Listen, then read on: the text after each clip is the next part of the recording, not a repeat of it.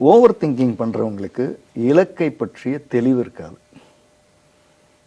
இப்போது 2025க்குள்ளே என்னுடைய bank balance 25 லட்ச ரூபா இருக்கணும் அப்படின்னு ஒருத்தர் நினைக்கிறாருன்னு வைங்க.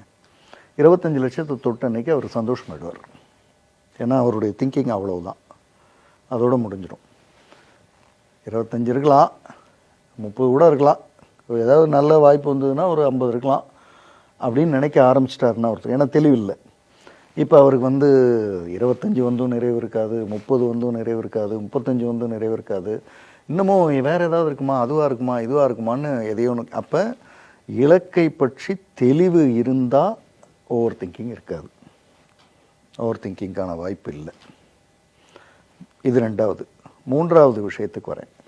ஒரு ஓவர் திங்கிங் பாஸ்ட் ரெஃபரன்ஸ் சொன்னேன், கடந்த காலத்தில் ரெஃபரன்ஸ்.